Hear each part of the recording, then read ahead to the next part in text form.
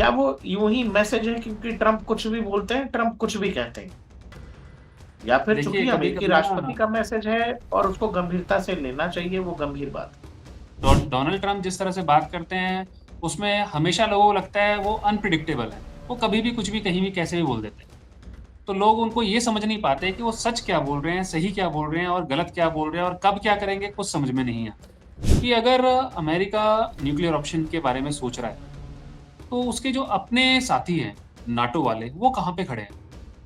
अगर आप देखोगे ये कि अमेरिका के ये बहुत तगड़ा यस, पॉइंट है, ये बिल्कुल तगड़ा पॉइंट है। स्पेन को देखिए, इटली को देखिए और फ्रांस को देखिए। उन्होंने तो क्लियर बोल दिया है, ना तो आप हमारी बेस यूज करोगे, ना हमारी कोई मिलिट्री बेस यूज होगी, ना कुछ वेपन्स यूज होंगे, ना हम तुम्हारे साथ हैं इसमें। ये तुम्हारी खुद की लड़ाई है, अपने आप लड़ो। क्या आपको लगता है अगर ईरान के ऊपर न्यूक्लियर वेपन यूज होता है तो उसका इंडिया पे कोई असर नहीं पड़ेगा? इंडिया पे सबसे ज्यादा असर पड़ेगा उसका। सबसे पहला असर पड़ेगा जो ईरान के पड़ोसी हैं, वहां पे न्यूक्लियर फॉल आउट होगा, रेडिएशन आएंगी। नॉर्थ इंडिया में एक लू करके एक वो चलती है, हवा चलती है, लू बोलते हैं ना, लू चल रही गर्मी है में, जून गर्मियों जुलाई में, में। यानी मई जून जुलाई। वो आती कहाँ से है हवाएं? वो उसी तरफ से आती हैं। हाँ, नो नो। अगर वो हवाएं वहां से आती हैं तो क्या वो रेडिएशन लेके नहीं आएंगे? अगर न्यूक्लियर ऑप्शन वहां पे यूटिलाइज हो रहा है तो इसका मतलब इंडिया पे इफेक्ट पड़ेगा। और प्रधानमंत्री मोदी पहले ही बोल चुके हैं कि कोविड जैसी सिचुएशन आने वाली है। तो क्या ये वही कोविड जैसी सिचुएशन तो नहीं है? देखिए, हो सकता है कि ये ट्रम्प ब्लफ कर रहे हो कि हम सिविलाइजेशन खत्म कर देंगे, उनको ब्लफ कर रहे हैं और बोल रहे हैं कि तुम कैसे भी करके मान जाओ। लेकिन अगर ईरान नहीं मानता है तो क्या वो सही में करेंगे ऐसा? आज से पहले आप अमेरिका के अगर राष्ट्रपति की बातें सुनते थे तो हमेशा ये सोचते कि यार उसने बोला है तो वो करेगा, वरना तो वो बोलते नहीं है किसी। पुराने आप जितने राष्ट्रपति हैं उनकी, उन्होंने जो बोला वो किया। लेकिन अभी क्या चल रहा है? उन्होंने आज सुबह कुछ बोला है, दोपहर को कुछ बोला है, शाम को कुछ बोला है। उनमें से आधी बातें हुई और आधी क्या, उसमें से 20% बातें वो करते हैं और 80% को वो छोड़ देते हैं, भूल जाते हैं। तो मैंने तो बोला ही नहीं ऐसा। कुछ जो लक्ष्मण रेखाएं थी, अब उनको भी विड्रॉ किया जा रहा है, हटाया जा रहा है। अब आप फ्री करिए जैसे करना है। मरता क्या नहीं करता। अगर ईरान को पता है कि अमेरिका उसके सिविलाइजेशन को खत्म करने के लिए आ रहा है, तो वो कौन सी डॉक्ट्रिन को अपनाएगा? नहीं, उसी डॉक्ट्रिन पे जाएगा जिसमें उसने पहले से सबसे ज्यादा रिहर्स किया होगा। क्या यूएस प्रेसिडेंट इतना पावरफुल हो जाता है कि अगर उसको लगेगा तो वो करेगा? अभी आपने न्यूज़ सुनी होगी कुछ दिन पहले कि पीटर हेक्सकेट, जो उनके डिफेंस सेक्रेटरी हैं, उन्होंने क्या किया? उनके लगभग 10-12 जनरल्स थे जिनको उन्होंने सैक कर दिया, कंपल्सरी रिटायरमेंट दे दिया उनको। तो कुछ ना कुछ तो अंदर खाने पक रहा है ना। शायद उन्होंने मना किया होगा। नमस्कार, आप देख रहे हैं डीएनपी इंडिया। मैं हूं प्रकाश ललित और हमारे साथ हैं लेफ्टिनेंट कर्नल विकास गुर्जर सर। बहुत शॉर्ट नोटिस पे आए जय हैं, हिंद। कहीं थे सर का कुछ काम था, बावजूद सर ने हमें समय दिया। सर बहुत बहुत शुक्रिया, ये एकदम आपातकालीन स्थिति में आपने समय दिया हमें, हमारे दर्शकों को, इसके लिए बहुत बहुत धन्यवाद सर। नहीं, नहीं, आपका प्यार हमें यहाँ तक खींच के लाया है, बिल्कुल, हम आएँगे। विकास सर, बहुत समय नहीं लूंगा क्योंकि अब तो सिविलाइजेशन खत्म करने की बात कर रहे हैं डोनाल्ड ट्रम्प।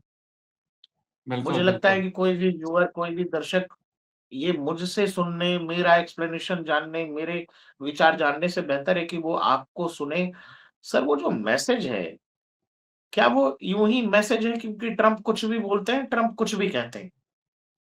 या फिर देखिए, चूंकि अमेरिकी कभी-कभी राष्ट्रपति ना का मैसेज है और उसको गंभीरता से लेना चाहिए, वो गंभीर बात है?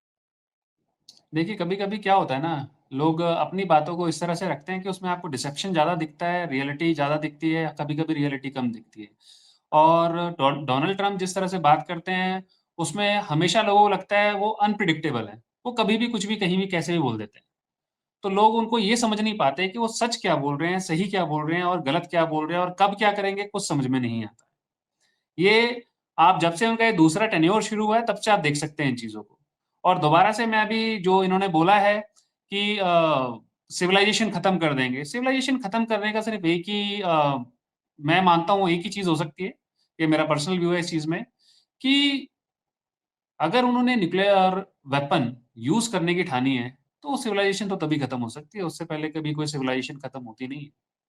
और हाँ, इसके लिए हमें थोड़ा-सा 1 हफ्ते पहले पीछे जाना पड़ेगा। एक मोहम्मद सफ़ा करके एक बंदे थे, जो कि यूएन से जुड़ी एक एनजीओ में काम करते थे। उन्होंने बड़ा ही क्लियरली आके बोला, उन्होंने रेज़िग्नेशन दिया पहले एनजीओ से और फिर बोला कि अमेरिका कहीं न कहीं, यूएसए कहीं न कहीं ईरान के अंदर न्यूक्लियर ऑप्शन की बात कर रहा है। और इसलिए वो ये सारी की सारी बातें दुनिया के सामने रखना चाहता था, और यूएन में रह के वो ये बातें बोल नहीं पाता, बिकॉज़ आज के टाइम में जो सारी की सारी बातें हैं यूएन की, वो किसी को समझ में नहीं आती है। तो और शायद वो ये बातें अगर यूएन में रहता तो बोल भी नहीं पाता।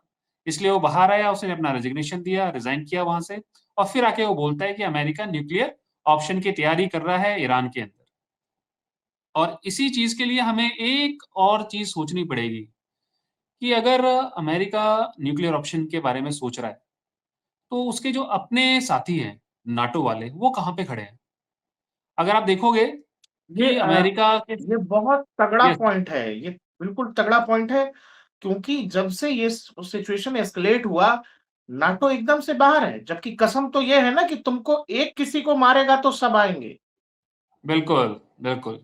और सब गायब हैं। आप ये देखिए ना, स्पेन को देखिए, इटली को देखिए और फ्रांस को देखिए, उन्होंने तो क्लियर बोल दिया है, ना तो आप हमारी बेस यूज़ करोगे, ना हमारी कोई मिलिट्री बेस यूज़ होगी, ना कुछ वेपन्स यूज़ होंगे, ना हम तुम्हारे साथ हैं इसमें, ये तुम्हारी खुद की लड़ाई है, अपने आप लड़ो, हम तुम्हारे साथ नहीं हैं। रही बात जर्मनी की और यूके की, वो एक बात बोलते हैं कि हाँ, हम डीन्यूक्लियराइज़ेशन ऑफ ईरान मानते हैं, लेकिन उसके अलावा हम ज़्यादा एस्केलेशन की बात नहीं करते हैं, वो भी डी-एस्केलेशन की बात करते हैं, लेकिन वो भी कहीं न कहीं उनके साथ शामिल नहीं है कहीं भी। रही टर्की की बात, टर्की भी कहीं न कहीं बीच में है। जब उसको लगता है कि उसकी बेसिस पे कहीं हमला हो रहा है, तो वो थोड़ा बहुत बोलता है, लेकिन वो भी अपने आप को अलग ही रख रहा है। यानी वो एक कुछ ऐसी चीज़ अंदर ही अंदर पक रही है, जो दुनिया को समझ में आ रही होगी, और या फिर जो बड़े उनके अपने इदारे हैं, वहाँ पे उनको समझ में आ रहा होगा कि कुछ ना कुछ गड़बड़ होने वाली है। और वो गड़बड़ क्या है? अमेरिका अगर बोलता है कि वो अगर इंडियन टाइम के हिसाब से देखें, तो कल यानी वेडनेसडे को सुबह 5:30 बजे, उसका शाम का 8 बज जाता है, जो उसने टाइम दिया है अमेरिका में। ईस्टर्न टाइम के हमला हिसाब से उसने हमला टाइम उन्होंने दिया है। ऑलरेडी शुरू कर दिया है सर। उसने हमला शुरू कर दिया है, ये लेकिन उसने बोला जो है कि हम सिविलाइजेशन खर्ग खत्म कर देंगे। आइलैंड वगैरह पे ऑलरेडी हमले शुरू हो गए हैं।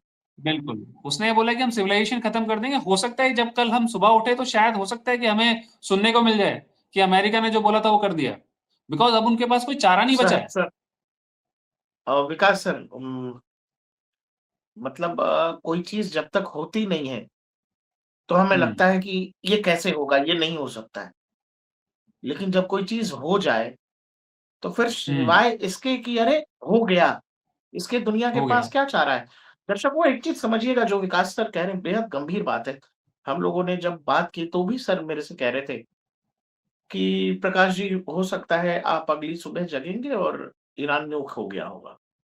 मैं फिर आपसे कह रहा हूँ कि सामान्य व्यक्ति के लिए, हम जैसे पत्रकार के लिए या सर के लेवल पे भी ये बहुत बड़ी चीज़ है, ये नहीं होना चाहिए। भारतीय मतलब मानव सभ्यता में इस चीज़ के लिए कोई जगह मानव नहीं है। सभ्यता के हिसाब से ये नहीं होना चाहिए। जापान में जो हुआ वो बहुत गलत हुआ था। हम ये मान के चलते हैं लड़ाई कितनी भी बड़ी हो उसको बातचीत से सुलझाया जा सकता है। लेकिन न्यूक्लियर कोई ऑप्शन नहीं है। आप अगर एक सिविलाइजेशन को खत्म करने के ऊपर उतारू हो चुके हैं और आप सीधा बोल रहे हैं पूरी दुनिया में खड़े होके कि हम सिविलाइजेशन को खत्म कर देंगे, तो उसके आफ्टर इफेक्ट्स क्या होंगे? आपको वो भी समझने की ज़रूरत है। क्या आपको लगता है अगर ईरान के ऊपर न्यूक्लियर वेपन यूज़ होता है तो उसका इंडिया पे कोई असर नहीं पड़ेगा? इंडिया पे सबसे ज़्यादा असर पड़ेगा उसका। सबसे पहला असर पड़ेगा जो ईरान के पड़ोसी हैं, वहाँ पे न्यूक्लियर फॉल आउट होगा, रेडिएशंस आएँगी। उसके बाद ये देखिए आपको एक बड़ा अच्छी चीज़ बताता हूँ। हमारे यहाँ पे ना नॉर्थ इंडिया में एक लू करके एक वो चलती है, हवा चलती है। लू, बोलते हैं ना लू चल रही गर्मी है, में, जून गर्मियों जुलाई में, में। यानी मई, जून, जुलाई। वो आती कहाँ से हैं हवाएँ? वो उसी तरफ से आती हैं। हाँ, नो, नो। अगर वो हवाएँ वहाँ से आती हैं, तो क्या वो रेडिएशन लेके नहीं आएँगी अगर न्यूक्लियर ऑप्शन वहाँ पे यूटिलाइज़ हो रहा है? तो इसका मतलब इंडिया पे इफ़ेक्ट पड़ेगा। और प्रधानमंत्री मोदी पहले ही बोल चुके हैं कि कोविड जैसी सिचुएशन आने वाली है। तो क्या ये वही कोविड जैसी सिचुएशन तो नहीं है? अ, क्या वो वही तो कोविड जैसी विकास सर, सिचुएशन तो नहीं है? विकास सर, जो सब आप कह रहे हैं ना, ये तो आदमी पचाएगा कैसे? ये तो बिल्कुल, बिल्कुल आप सही कह रहे हो कि प्रधानमंत्री ने कहा कि कोविड जैसी बात है, आप इसके लिए तैयार रहिए, बड़ी लड़ाई है, बिल्कुल। तैयार रहिए। और अगर आज के दौर आज में ये चीज़ विकास हमें सर ये होगा एक्सेलरेशन लग कि हम सकती है। किसी देश में आज ये चीज़ हमें एक्सेलरेशन अ, लग सकती है। लेकिन जब चीज़ हो चुकी होगी तब हम सोचेंगे अरे यार ये तो सोचा ही नहीं था हमने, ऐसा भी हो गया। हाँ, तब यही बात सिर्फ़ और फिर हमारे कोई ज़हन में क्या आएगी। करेगा? अमेरिका अभी अगर जो ये हम कर बातें देगा, कर रहे हैं अमेरिका ने बिल्कुल, जापान पे किया, उस समय किसी ने क्या किया? अमेरिका देखिए, फिर अभी भी कर यही देगा हो रहा तो है। क्या कोई क्या करेगा? अभी जो हम बातें कर रहे हैं, it will be count as conspiracy theories. मैं आपको एक पर्टिकुलर वर्ड बोलता हूँ, ये वर्ड है कॉन्स्पिरेसी थ्योरी, जो हम ये बात कर रहे हैं। ये हो भी सकता है, नहीं भी हो सकता है। कोई किसी ने बोला होगा, किसी ने बोला नहीं होगा। लेकिन अगर हो गया, तो फिर क्या होगा? फिर क्या होगा? अमेरिका दोबारा से लोग इसको आइसोलेटेड करने की कोशिश करेंगे, नाटो टूट चुका होगा, नाटो बोलेगा हम तुम्हारे साथ नहीं है। यूएन में लोग जाएँगे, बोलेंगे ठीक है अमेरिका को यूएन से निकालो। फिर अमेरिका क्या करेगा? उसको सिक्योरिटी काउंसिल से निकालने के लिए लोग वोट करेंगे, वो वीटो कर देगा। इसका मतलब वो तो डिफंक्ट ऑलरेडी है। अमेरिका जो कर रहा है उसकी मर्ज़ी चलेगी उसमें, कोई रोक नहीं सकता। फिर रशिया क्या अरे करेगा? रशिया चलो जिस ठीक है, जिस यूनाइटेड नेशन से अगर लोग सोचेंगे उसको निकालने की, उसका दफ्तर कहाँ है? अमेरिका में है। वो चलती बिल्कुल, कहाँ से है? क्या वही सोचने पागलपन की है? बात है, वही सोचने की बात है। तो इससे कोई फ़र्क पड़ेगा नहीं। जैसा जापान में हुआ था, क्या हुआ? सारी की सारी दुनिया सन्न थी, बिल्कुल सन्न थी। इस बार भी सारी की सारी दुनिया सन्न हो जाएगी, मार्केट बहुत ज़्यादा नीचे चली जाएगी, एक दिन में 20-30% गिर जाएगी, अगर ऐसा कुछ होता है तो। फिर क्या होगा? रशिया क्या करेगा? रशिया बोलेगा ठीक है हम टैक्टिकल न्यूक्लियर वेपन देते हैं ईरान को, वो भी यूज़ करेगा। वो क्या चाइना क्या करेगा? चाइना ज़्यादा कुछ करेगा नहीं, वो बोलेगा ठीक है हम डी-डॉलराइज़ेशन की तरफ जाते हैं। वो ये शुरू कर देगा, इससे ज़्यादा कुछ नहीं होगा। लेकिन इसके इफ़ेक्ट्स किस पे आएँगे? एनर्जी सेक्टर पे सबसे ज़्यादा इफ़ेक्ट्स आएँगे। इंडिया के ऊपर इसके क्लाइमेट में बहुत ज़्यादा इफ़ेक्ट्स आएँगे। इंडिया की इकोनॉमी पे बहुत इफ़ेक्ट आएगा। और सिर्फ इंडिया नहीं, पूरे वर्ल्ड में बहुत ज़्यादा हाहाकार मैंने मचेगा आपसे ये इससे। बोला था ना कि हम लोगों की कई बार बातचीत हुई है।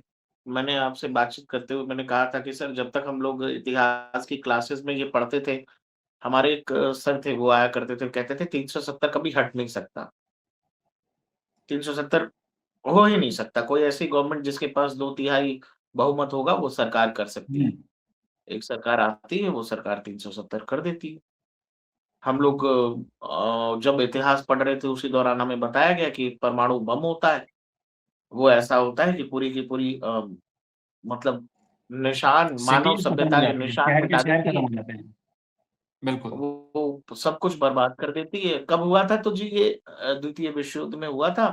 अमेरिका ने हिरोशिमा और नागासाकी नाम के जगहों पर ये बम गिरा। 80 बचपन से साल ये पहले चीज़ें हुआ याद था। हैं अगर और आप वो माने तो यहाँ 80 है। साल पहले हुआ था। ऐसा लगता है कि वो चीज़ एक बार हो गई, अब कोई नहीं करेगा, जो यहाँ है। लेकिन अब अमेरिकी राष्ट्रपति ये कह रहा है, अब कह रहा है तो हमको उस पर बात भी करनी पड़ेगी। अब वो जब वो कह रहा है, वो कह रहा है कि हम सिविलाइज़ेशन खत्म कर दें। अब आप बता ही रहे सिविलाइज़ेशन कैसे खत्म होगा? वो उसी चीज़ से खत्म होगा। अब अगर देखिए, उसी चीज़ सिविलाइज़ेशन से खत्म नॉर्मल बम से होगा कम खत्म कभी नहीं होती है। सिविलाइज़ेशन खत्म होती है न्यूक्लियर वेपन से। उसके अलावा कैसे खत्म करोगे आप सिविलाइज़ेशन को? और कोई आपके पास वेपन ही नहीं है, और कुछ है ही नहीं आपके पास। इसका मतलब आप सिविलाइज़ेशन खत्म करने के लिए जो मानवता के लिए सबसे बड़ा पाप है, आप उसको करने जा रहे हो। न्यूक्लियर वेपन यूज़ करने जा रहे हो।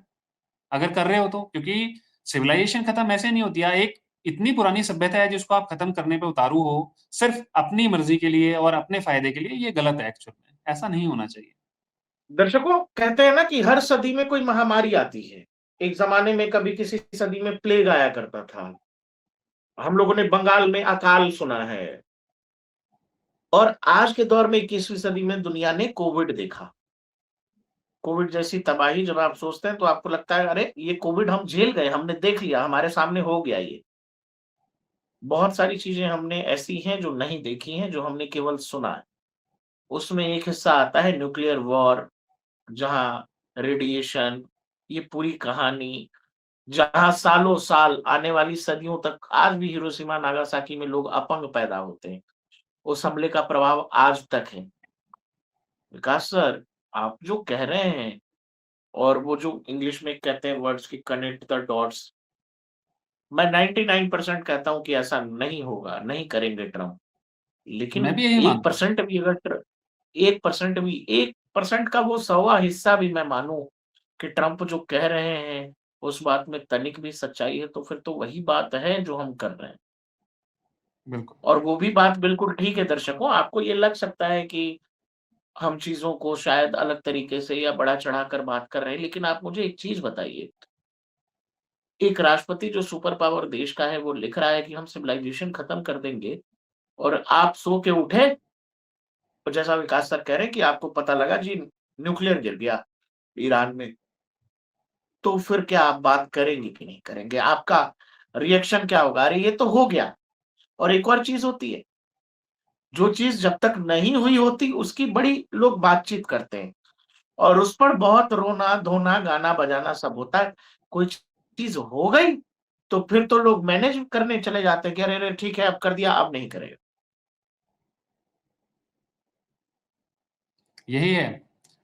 और वही सोचा जा रहा है कि एक बार जब कुछ कर देंगे तो दुनिया कुछ बोलेगी नहीं। देखिए, हो सकता है कि ट्रम्प ब्लफ कर रहे हो, कि हम सिविलाइजेशन खत्म कर देंगे, उनको ब्लफ कर रहे हैं और बोल रहे हैं कि तुम कैसे भी करके मान जाओ।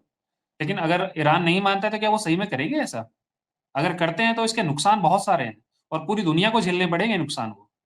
आज फिर हम वही बोलेंगे ये कॉन्स्पिरेसी थ्योरी है, लेकिन ये कॉन्स्पिरेसी थ्योरी सिर्फ तब तक है जब तक हम सो के उठेंगे। उसके बाद अगर कुछ होता है तो उसके लिए जवाबदेही किसकी होगी? ऑब्वियस सी बात है, अमेरिका की होगी, लेकिन वो जवाबदेही की मानवता के खिलाफ होगी और मानवता के लिए होगी। लेकिन फिर मैं यही बोलूँगा कि ऐसी चीज़ नहीं होनी चाहिए, लेकिन इस तरह की चीज़ें जब भी होंगी, तो मानवता के लिए बहुत ज़्यादा नुकसानदायी होंगी, पूरी दुनिया के लिए नुकसानदायी होगी। एक तरफ अमेरिका चाँद पे जाने अमेरिका की की कोशिश कर रहा है, जवाबदेही अमेरिका की जवाबदेही तय करने की हिम्मत है दुनिया के किसी देश में? किसी के पास नहीं है। मैं वही बोल रहा हूँ कि अमेरिका एक तरफ चाँद पे जाने की कोशिश कर रहा है और दूसरी तरफ ईरान को चाँद जैसा बंजर बनाने की कोशिश कर रहा है, जो वो सोच रहा है। तो क्या दोनों में विरोधाभास नहीं है? और यही सोचने की ज़रूरत है और यही समझने की ज़रूरत है। सिर्फ़ दुनिया धमकी देने से नहीं चलती है। और अमेरिका इस वक़्त एक्चुअल में जो शांति है वो सिर्फ़ अमेरिका के पास है। वही चाहता है कि शांति होगी या नहीं होगी। ईरान तो ऑलरेडी बोल चुका है कि क्या करना है और क्या नहीं करना है। फिर समझने की ज़रूरत यही है कि ब्लफ़ करना सब कुछ नहीं है। और मैं फिर यही बोलूँगा जो मैंने शुरुआत करी थी बोलते हुए कि अमेरिका के राष्ट्रपति का कोई भरोसा नहीं है। वो बातें ब्लफ़ करने चाहेंगे और एक्चुअल में कर देंगे और बोलेंगे लगेगा कि आज एक्चुअल बोल रहे हैं, कुछ नहीं करेंगे या फिर कर देंगे, लेकिन शाम को पता चलेगा अरे ये तो हुआ ही नहीं जो उन्होंने बोला था। क्योंकि वो अनप्रेडिक्टेबल है। उन्होंने इस तरह से अपनी हाँ, छवि अपने दूसरे टर्म में बनाई है। और विकास सर वो ये जो आप कह रहे हो ना अनप्रेडिक्टेबल है। अनप्रेडिक्टेबल ये बहुत खतरनाक है ट्रम्प के मामले में। बिल्कुल, और मुझे लगता है कि ट्रम्प जिस तरह का व्यक्तित्व है और जिस तरह से खुद को कैरी करते हैं, उसमें उनको ये पसंद है, उनको मज़ा आता है, ये करने में। उनको उसमें मज़ा एक आता मैं है, बिल्कुल। एक मैं वो पढ़ रहा था सर साउथ कोरिया की कोई एड एजेंसी थी। उसने सालों पहले एक मैडमैन स्ट्रैटेजी निकाला। मैडमैन स्ट्रैटेजी जिसको शायद किसी ज़माने में अमेरिकी राष्ट्रपति निक्सन ने भी फॉलो किया था कि जहाँ आपके तमाम जो एडवर्सरीज़ हैं, जो अपोनेंट हैं, वो आपको प्रिडिक्ट ही नहीं कर सके कि अगले पल आप करने क्या वाले हो। और इसमें इस तरह के लोगों को मज़ा आता है। उनको लगता है कि मेरी बात ऊपर हो गई। अब जैसे देखिए उसने कहा कि मैं अमेरिकन टाइम 8 पीएम के हिसाब से मारूँगा। उसने खरग आइलैंड में मारना शुरू कर दिया है। उसने कहा कि पावर प्लांट और इन सबको मैं निशाना बनाऊँगा। ईरान के अंदर आम लोग जो हैं, तमाम जितने भी ब्रिजेज़ हैं, जो पावर प्लांट्स हैं, उन सब के आस-पास लोग ह्यूमन चेन बना रहे हैं। तो ये जो मैडमेन स्ट्रैटेजी है, जिसमें अच्छा इस तरह के व्यक्ति को आप कैसे देखते हैं? जो व्यक्ति परमानेंट पॉलिटिशियन तो है नहीं, एक बिज़नेसमैन है और वो बिज़नेसमैन बाद में चल के पॉलिटिशियन हो गया। मुझे ट्रम्प किसी कंपनी के खड़ूस मैनेजर कर लीजिए या सीईओ कह लीजिए उससे ज़्यादा नहीं लगते। वो किसी देश के राष्ट्रपति वाली भाषा तो नहीं है। न्यूज़ चैनलों में देखिए विकास सर जो नेशनल चैनल्स जी, हैं, आज से 10 साल 5 साल पहले इन इस जो देश के राष्ट्रीय चैनल्स की मैं बात कर रहा हूँ।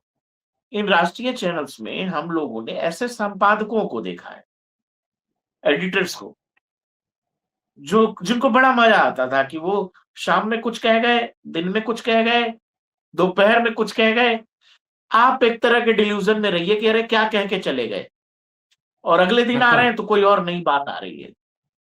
यही है। तो इस तरह के लोगों को कैसे लोग एनालाइज़ करेंगे? या आप इसको मैड बतौर डिफेंस एनालिस्ट आपको क्या लगता है कि इस तरह के लोगों को इतिहास क्या लिखेगा फिर? देखिए, मैं इसको आपने इनको मैडमैन क्या बोला था आपने मैडमैन?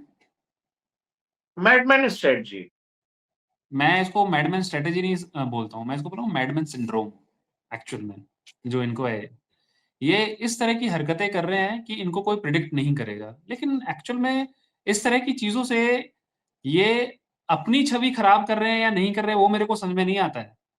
लेकिन ये जो ईरान में करने जा रहे हैं, इससे सिर्फ़ और सिर्फ़ एक नुकसान होगा कि अमेरिका की अपनी जो फ्यूचर वो है ना क्रेडिबिलिटी है वो खत्म हो जाएगी। क्योंकि एक आज से पहले आप अमेरिका के अगर राष्ट्रपति की बातें सुनते थे तो हमेशा ये सोचते कि यार उसने बोला है तो वो करेगा, वरना तो वो बोलते नहीं है किसी पुराने आप जितने राष्ट्रपति हैं उनकी उन्होंने जो बोला वो किया।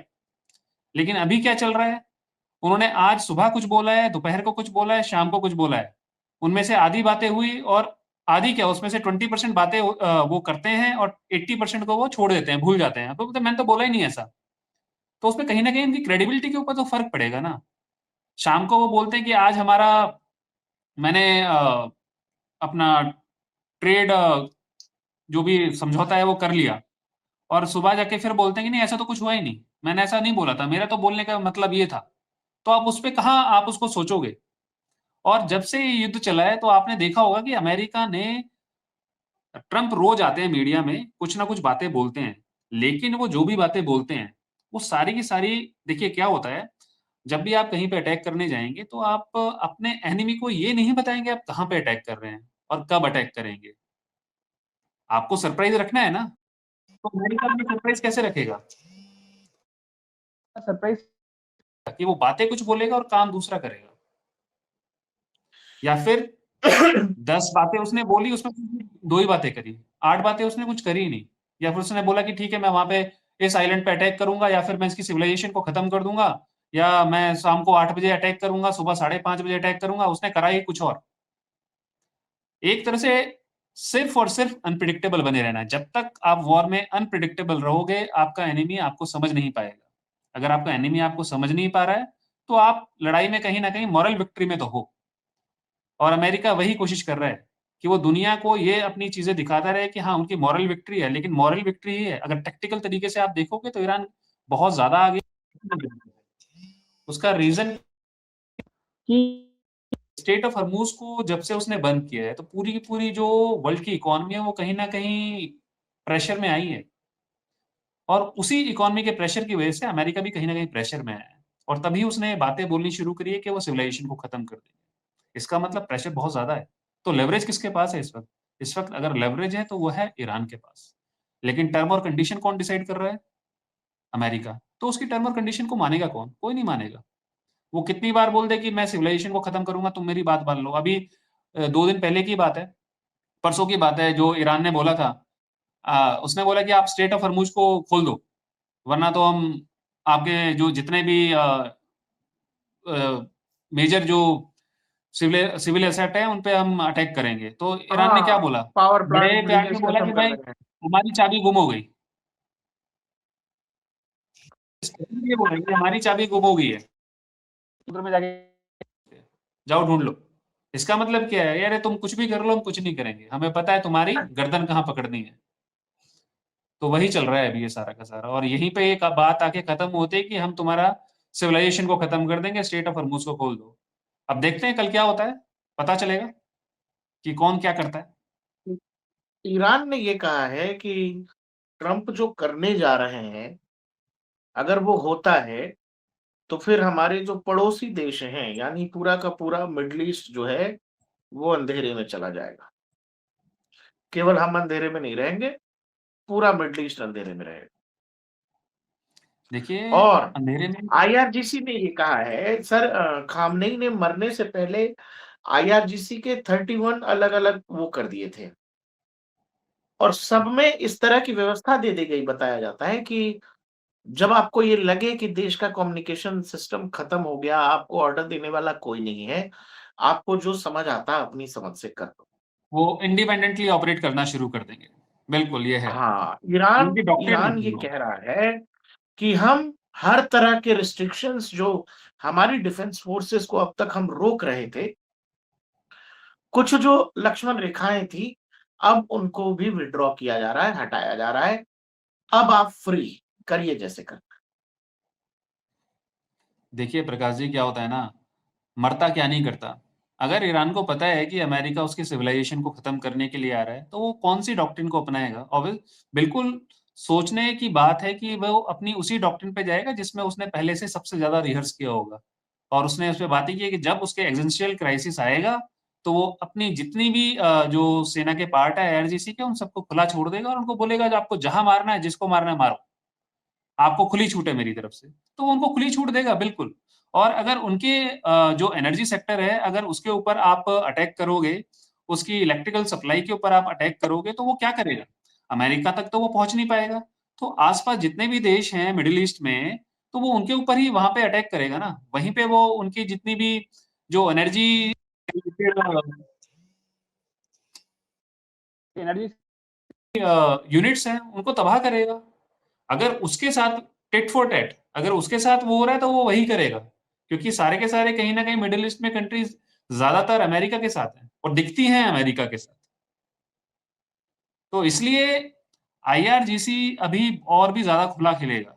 और अगर जो आज जो उन्होंने अटैक और ज़्यादा इंटेंस किए हैं, इन इंटेंसिफाइड अटैक में अगर आईआरजीसी के अपने मिसाइल्स और उसके अपने जो डंप्स अगर वो बचते हैं, तो वो उनको यूज़ करेगा, वो उनको छोड़ेगा नहीं, बिकॉज़ उनको ऐसे छोड़ के कोई मतलब नहीं है, कोई फ़ायदा नहीं है, उनको फायर करके उसको फ़ायदा है। वो कहीं न कहीं अपने आप को तभी तक लड़ाई में रख पाएगा जब तक वो उसको फायर करता रहेगा और दुनिया को अपनी ताकत दिखाता रहेगा। और स्ट्रेट ऑफ हॉर्मुज़ उसकी सबसे बड़ी चाबी है। सर आज के दौर में जब हम न्यूक्लियर वॉर सोचते हैं, सुनते हैं, तो कई बार नेताओं से हमने सुना है पाकिस्तान रोज़ ही बोलता रहता है। हम लोग लंबे समय से सुनते आ रहे हैं। डोनाल्ड ट्रम्प के लेवल पर जब बात हो रही है, तो क्या व्यवस्था इसी तरह की होगी कि राष्ट्रपति का मूड कर गया, राष्ट्रपति अब मारेंगे तो मारेंगे? क्या यूएस प्रेसिडेंट इतने पावरफुल है? क्या व्हाइट हाउस इतना पावरफुल होता है कि जहां और भी लोग हैं, उनकी बात नहीं सुनी जाएगी या नहीं कंसिडर किया जाएगा और ट्रम्प की बुद्धि सटक गई है इसलिए ट्रम्प अब मार देंगे? या फिर वहां भी अलग-अलग फ्रैक्शंस होंगे, इतनी ताकतवर लोग होंगे, वो चाहे सिक्योरिटी एजेंसीज हो, यूएस आर्मी हो, पेंटागन हो, सीआईए हो, तमाम वो लोग होंगे इस तरह के। हमने तो जो नॉवेल्स पढ़े हैं और हॉलीवुड की पिक्चरों में जो दिखाया है कि अमेरिका का राष्ट्रपति कई बार अगर सोचता भी है तो वहाँ ऐसे लोग हैं जो कहते हैं नहीं, नहीं, नहीं, नहीं, नहीं, इसका एक सेकेंडरी रूट हम तलाशते हैं। क्या यूएस प्रेसिडेंट इतना पावरफुल हो जाता है कि अगर उसको लगेगा तो वो करेगा? अभी आपने न्यूज़ सुनी होगी कुछ दिन पहले कि पीटर हेग्सेट जो उनके डिफेंस सेक्रेटरी हैं, उन्होंने क्या किया? उनके लगभग 10-12 जनरल्स थे, जिनको उन्होंने सैक कर दिया। कंपल्सरी रिटायरमेंट दे दिया उनको। तो कुछ ना कुछ तो अंदर खाने पक रहा है ना। शायद उन्होंने मना किया होगा या बोला होगा कि ये नहीं हो सकता। उनको बोलने की बड़ा पॉइंट है। बोला होगा कि ये चीज़ नहीं हो हाँ, सकती। कई तो सारे कहीं न मिलिट्री कहीं ऐसी ऑफिशियल्स चीज़ें को चल उन्होंने रही हैं। रिटायर कर दिया। तो कुछ ना कुछ रीज़न है कि ऐसा क्या चल रहा है वहाँ पे कि उनके जो टॉप मोस्ट कमांडर्स थे, उनको उन्होंने निकाला है। जो वो भी मिडल ऑफ वॉर। यानी कहीं न एक कहीं तो उनकी चीफ ऑफ बातों का स्टाफ है, वो एक एक तो चीफ बिल्कुल। ऑफ स्टाफ है सर। तो इसका मतलब कहीं न कहीं उन्होंने उनको रोकने की कोशिश करी है। हो सकता है फिर वो वही ऑप्शन हो, सिविलाइजेशन क्राइसिस ईरान के अंदर, जिसको उन्होंने शायद डिनाई किया हो, तो उनको हटा दिया गया हो। वही है, इसलिए हमें इन चीज़ों पे सोचने की ज़रूरत है कि we have to read between the lines, what is going on there and how they are tackling the situation. और ये सारी चीज़ें सिर्फ एक ही तरफ लीड करती हैं कि जो ट्रम्प की बातें नहीं मान रहा है, जो उसकी लॉबी की बातें नहीं मान रहा है, वो सारे के सारे बाहर निकल रहे हैं। नाटो ने बात नहीं मानी, तो नाटो को भी उसने धमकी दे दी कि मैं देख लूँगा तुम्हें। वहाँ पर उनके कमांडर्स ने बात नहीं मानी, उनको कंपल्सरी रिटायरमेंट दे दिया। जो उनकी बातें नहीं मान रहा है, उसको निकाल दिया जा रहा है, उसको हटा दिया जा रहा है, उसको धमकी दी जा रही है। इसका मतलब America is up to something. वो क्या है, कुछ दिनों में बिल्कुल पता चलेगा। और फिर मैं वही बात बोलूँगा, एक दिन हम सुबह सो के उठेंगे और तब पता चलेगा कि हुआ क्या है इस वर्ल्ड में। और ये वर्ल्ड की तस्वीर ही चेंज हो गई है। जो आज से 80 साल पहले हुआ था, क्या वो दोबारा होने जा रहा है? क्या दोबारा से नागासाकी और हिरोशिमा होने जा रहे हैं क्या? अगर ऐसा हो रहा है तो ये बहुत बड़ा ब्लंडर है। और शायद उनके अपने लीडर्स ने मना किया है, लेकिन फिर भी उनको सैक किया गया है। उनको कंपल्सरी रिटायर किया गया है। ये it's a food for thought कि ऐसा we have to connect all the dots. Last 10 days में जो चीज़ें हुई हैं ना, आप देखोगे बहुत रैपिडली अनफोल्ड हुई हैं, बहुत ज़्यादा रैपिडली। लेकिन लोग अगर उन डॉट्स को कनेक्ट कर रहे हैं एवरीवेयर। एक चीज़ और बताता हूँ, आपने शायद गौर किया होगा या नहीं किया होगा, मैंने एक चीज़ देखी है, आजकल जीपीएस में बहुत ज़्यादा प्रॉब्लम्स आ रही हैं। जीपीएस कभी डिस्कनेक्ट हो हाँ, जाता है, ठीक है? कभी नहीं चल रहा, इसका मतलब कुछ तो गड़बड़ है ना चीज़ें। ये बहुत लोगों से मैंने सुना है, बहुत लोग बोल रहे हैं कि जीपीएस में प्रॉब्लम आ रहा है, बार-बार डिस्कनेक्ट हो जाता है हर थोड़ी देर में, थोड़ी-थोड़ी देर में। तो ये प्रॉब्लम्स चल क्यों रही हैं? और हर जगह चल रही हैं? इसका मतलब दे और आर सर डूइंग समथिंग। एक जो बात आपने कहा कि जिसमें जो यूनाइटेड नेशन का वो जो एनजीओ वाला किसी का नाम जो आप बता रहे थे जिसने हुँ, इस्तीफा दे दिया, न्यूक्लियर की हुँ, कहानी कह के, हुँ। वो तो सोशल मीडिया पे कहीं दिखा ही नहीं, जो हर चीज़ सोशल मीडिया पे दिख जाती है। वो मीडिया मोहम्मद में कहीं नहीं दिखा, मेन स्ट्रीम मीडिया में नहीं दिखा। मैंने पहले बोला था नाम, आप उसको नीचे डाल दीजिएगा। कुछ मैं भूल गया नाम उनका। इट इज़ वो एनजी, और उन्होंने उस चीज़ को बताने के लिए अपनी नौकरी छोड़ी है, तो कुछ तो रहा होगा ना। कहीं न कहीं बोलते हैं ना, जहाँ पे धुआँ होता है, आग वहीं पे लगती है। कहीं न कहीं कुछ हुआ होगा, अगर वो बंदा बोल रहा है और उसकी सारी खबरों को धीरे से ठंडे बस्ते में डाल दिया, एक कोने में डाल दिया, जहाँ से दुनिया को पता ही ना चले। इनिशियली वो खबर आई, उसके बाद बिल्कुल मेन स्ट्रीम मीडिया से खत्म हो गई। इसका रीज़न क्या है? उसी दौरान ये तभी की बातें हैं जब उनके जो जनरल्स थे वो कंपल्सरी रिटायरमेंट पे गए थे। ये तभी की बातें चल रही हैं, शायद उसी दिनों के दौरान की बातें हैं सभी की सभी। उसी वक़्त इटली, स्पेन, फ्रांस जो नाटो के सदस्य थे वो तभी बोल रहे थे। उन्होंने भी ये सारी बातें बोली, भाई जो तुम कर रहे हो तुम खुद करो, हम नाटो का हिस्सा और ये तुम्हारी लड़ाई में नहीं है। तुम हमारी बेसिस यूज़ नहीं करोगे इसके लिए, हमारे मिलिट्री वेपन्स यूज़ नहीं करोगे। और उसी वक़्त यूके बोलता है और जर्मनी बोलता है कि आप डीन्यूक्लियराइज़ेशन ऑफ ईरान, हम उसको सपोर्ट करेंगे, उसके अलावा हम किसी सी चीज़ को सपोर्ट नहीं करते। तो they are up to something, but what they are doing, it will unfold in the future. Sir ये लोग चूँकि खर्ग आइलैंड पे अटैक शुरू हो गया है मेजर, क्या ये वो जो ट्रम्प लगातार कह रहे थे कि हम उनसे उनका यूरेनियम छीन लेंगे, ले लेंगे, ग्राउंड इन्वेजन करने का प्लान है या कर सकते हैं? दूसरा, अगर अमेरिका न्यूक कर रहा है ईरान को, तो इस बात की रज़ामंदी इज़राइल ने दी होगी क्योंकि वो भी तो मिडल ईस्ट का हिस्सा है। आबो-हवा तो इज़राइल में भी खराब होगी। इज़राइल वहाँ से बहुत दूर है, इज़राइल बहुत दूर है। तो मुझे लगता नहीं है कि इज़राइल को उससे कोई फ़र्क पड़ना है। इज़राइल बहुत दूर है, इज़राइल को कोई फ़र्क नहीं पड़ेगा उससे। और अगर वो न्यूक यूज़ भी करेंगे तो हो सकता है छोटा nuclear tactical nuclear weapon use करें, बड़ा ना ना यूज़ करें। लेकिन फिर भी वो कितना बड़ा होगा और कितना उसका मतलब बोलते हैं ना मारक क्षमता होगी, वो फूड फॉर थॉट है। और रही ईरान के न्यूक्लियर वेपन्स की बात या फिर जो उसके पास यूरेनियम है, हो सकता है कि ईरान बिल्कुल on the verge of making nuclear weapon हो। शायद इसलिए सारी की सारी बातें इतनी जल्दी-जल्दी की जा रही हैं, इसलिए ये अटैक किया जा रहा है। इसलिए ये सारी चीज़ें बहुत जल्दी ये दे आर ज देखिए, अगर वो न्यूक्लियर वेपन यूज़ करेगा अमेरिका, तो ग्राउंड इन्वेजन तो नहीं करेगा ईरान में, क्योंकि वो अपने ट्रूप्स को तो खतरे में नहीं डालेगा। अगर वो ग्राउंड इन्वेजन नहीं कर रहा है, तो उसके पास वो इसका मतलब है, they are thinking of it. आज से 10 दिन पहले उन्होंने बोला था कि हम ग्राउंड इन्वेजन शुरू करने वाले हैं, लेकिन अभी तक हुआ नहीं है ग्राउंड इन्वेजन। उसका रीज़न कुछ ना कुछ तो होगा ना। फिर if we connect the dots, सारी चीज़ें घूम के वहीं पे आती हैं। और बीच में पाकिस्तान का भी नंबर आया था। 2 दिन पहले पाकिस्तान बोल रहा है कि हाँ, हम वी आर इन इट और अभी हम बस उनका वो करा देंगे, दोनों के बीच में सुलह करा देंगे। फिर ईरान बोलता है, "भई ऐसा कुछ नहीं होने वाला है, तुम हमारे बीच में हो ही नहीं।" आसिम मुनीर फिर बोलता है, "नहीं, हम बस रात-रात में सारी चीज़ें करा देंगे।" सुबह के वक़्त सारी चीज़ों का खंडन हो जाता है। तो कहीं न कहीं पाकिस्तान इसके बीच में कहीं न कहीं एक वो है, पपेट है अमेरिका का, जो कि इसके लिए टाइम लेवरेज ले रहा है। सिर्फ टाइम बाय कर मैसेंजर रहा है हाँ, उसके लिए। मैसेंजर डाकिया टाइम है, बाय कर चिट्ठी रहा है। पहुँचा रहा है। चिट्ठी पहुँचा रहा है लेकिन टाइम बाय करने के लिए कि अच्छा भाई तुम ये कर लो, 2-4 बातें करेंगे तब तक अमेरिका कुछ ना कुछ और सोच लेगा, कुछ ना कुछ और कर लेगा। बिकॉज़ अमेरिका की रेपुटेशन की लड़ाई होगी अभी ये। अमेरिका ने सोचा नहीं था, यूएसए ने बिल्कुल भी नहीं सोचा था कि ये लड़ाई इतना लंबा चलेगी। उन्होंने सोचा 10 दिन में लड़ाई खत्म करके वापस आ जाएँगे। लेकिन 10 दिन हाँ, तक तो हाँ, उनको समझ में ही ईरान नहीं आया है, कि चल क्या रहा है। मारेंगे 2-4 थप्पड़ निकलेंगे वहाँ से। बिल्कुल।